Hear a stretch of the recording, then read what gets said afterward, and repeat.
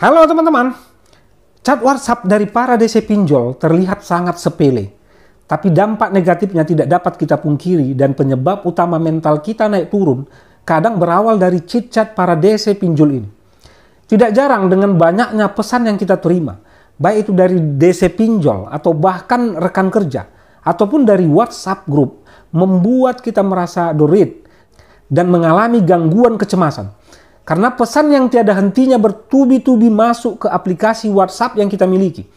Kondisi seperti ini dikenal juga dengan istilah WhatsApp anxiety.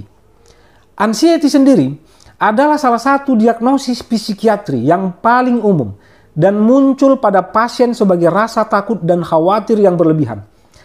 Yang dalam hal ini ditimbulkan oleh banyaknya pesan yang tiada hentinya kita terima. WhatsApp anxiety ini membuat penderitanya merasakan takut saat melihat notifikasi pesan WhatsApp, gelisah saat pesan yang sudah dikirimkan tidak kunjung mendapatkan balasan, dan juga cemas ketika melihat banyaknya pesan yang belum terbaca. Karena berpikir dengan begitu banyaknya chat yang belum terbaca itu, ia tertinggal berbagai macam informasi. Jadi pikiran-pikiran seperti kira-kira ancaman apa lagi yang akan saya terima? Atau saya akan dilaporkan ke pihak berwajib gak ya?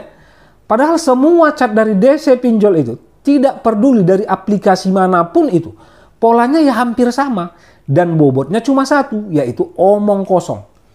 Lalu mengapa WhatsApp anxiety ini dapat terjadi? Kondisi seperti ini dapat terjadi karena percakapan melalui aplikasi WhatsApp sangat berbeda dengan percakapan secara tatap muka langsung atau face to face. Ketika kita melakukan komunikasi secara digital, seringkali tidak jelas bagaimana kita harus bersikap, seberapa sering kita berkomentar. Apakah kita harus menjawab pesan dari DC pinjol ini atau bahkan dari teman kita dengan cukup cepat? Sudahkah kita menunjukkan simpati yang cukup dengan emoji yang tepat? Kita juga sering tidak mendengar nada suara, melihat ekspresi wajah atau bahasa tubuh seseorang. Dan hal ini dapat menimbulkan salah tafsir. Salah tafsir inilah yang kadangkala membebani sehingga menimbulkan rasa cemas yang berlebihan. Tingkat kecemasan yang tinggi dapat mempengaruhi kemampuan individu untuk berpikir jernih, merespon dengan tepat dan mempertahankan perhatian, konsentrasi kepada hal yang lebih penting. Hal ini jika dibiarkan secara terus-menerus akan memperburuk kondisi kesehatan mental seseorang yang mengalaminya. Oleh karena itu, dibutuhkan usaha-usaha yang dapat digunakan sebagai coping mechanism atau serangkaian upaya strategis yang bisa digunakan untuk menghadapi situasi yang membuat kita merasakan stres dan trauma psikologis, yang dalam hal ini diakibatkan oleh WhatsApp anxiety. Teman-teman bisa melakukan beberapa cara agar terhindar dari kondisi WhatsApp anxiety. Yang pertama, menonaktifkan notifikasi WhatsApp. Hal ini penting dilakukan agar teman-teman tidak terus-menerus menerima, mengecek setiap notifikasi yang masuk. Dan hal ini juga berguna agar teman-teman tidak mudah terdistraksi oleh setiap notifikasi yang masuk dalam aplikasi WhatsApp teman-teman. Yang kedua, mematikan fitur centang biru.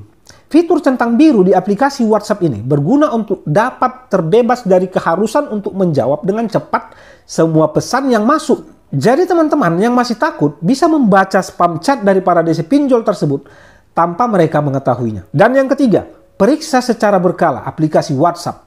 Teman-teman dapat mengatur jadwal kapan teman-teman harus memeriksa dan membalas pesan yang teman-teman terima. Misalnya setiap 3 jam sekali atau setiap sehari sekali secara berkala. Cara ini dapat membuat teman-teman terhindar dari kecenderungan untuk selalu membuka WhatsApp setiap saat. Setelah kita urai ketakutan terhadap spam chat dari DC pinjol ini, saya berharap teman-teman sudah lebih santai dan kembali dapat berpikiran jernih. Dan tentunya fokus ke hal-hal yang lebih produktif untuk kebaikan teman-teman dan keluarga besar teman-teman semua. Join pada grup Telegram yang ada di deskripsi untuk saling berbagi. Tetap semangat, saya yakin teman-teman dapat melalui semua ini.